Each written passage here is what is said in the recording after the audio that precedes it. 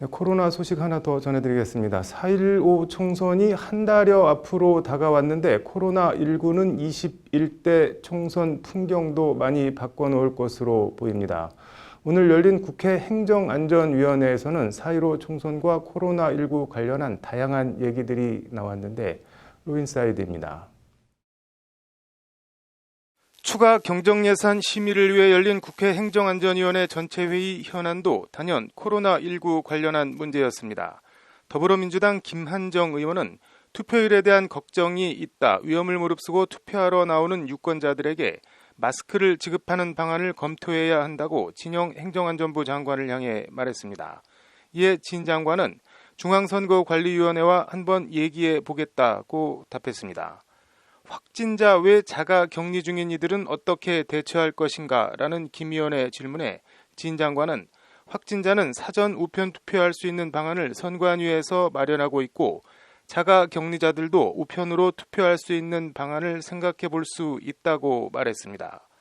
김 의원은 또 대구 경북 지역 등의 시범적으로 선별진료소의 방식으로 자동차를 단체로 투표하는 방식을 검토해 볼 생각이 있느냐고 물었고 진 장관은 그것도 선관위와 얘기해 보겠다고 답변했습니다.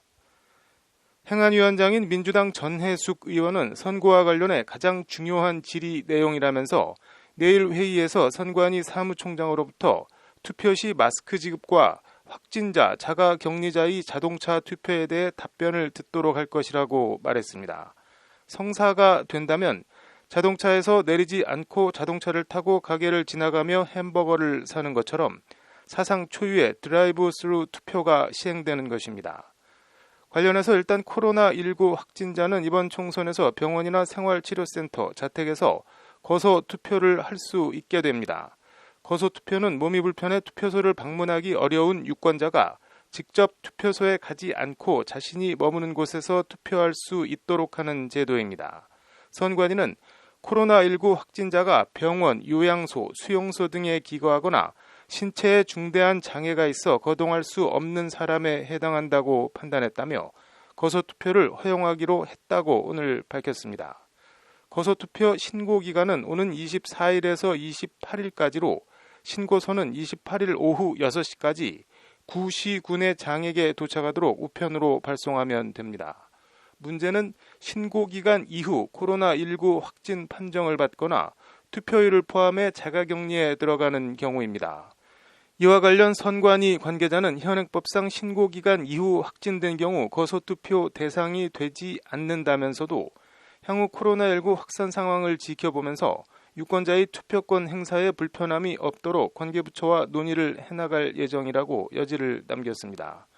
이런 가운데 행정안전부는 4.15 총선 투표 동료를 위한 총선 한 표 가치는 4,700만 원이라는 한 표의 가치 캠페인을 벌인다고 오늘 밝혔습니다. 4,700만 원은 21대 국회가 앞으로 4년간 심의할 정부 예산 추정치를 전체 유권자 수로 나눈 수치로 유권자들이 한 표 한 표의 가치를 체감해 신중하게 그리고 반드시 투표권을 행사할 수 있도록 캠페인을 벌여나가겠다는 것이 행안부의 설명입니다. 당연히 조심은 하고 각종 안전 수칙은 철저히 지켜야겠지만 그렇다고 너무 움츠려들거나 지나치게 두려워할 필요도 없을 것 같습니다. 오죽하면 드라이브 스루 투표 얘기까지 나왔겠나 싶은데 법적으로 가능한 건지도 궁금하긴 한데 꼭 4.15 총선뿐 아니라 대한민국이 하루속히 일상을 회복하고 찾아야 하지 않나 싶습니다. 로인사이드였습니다.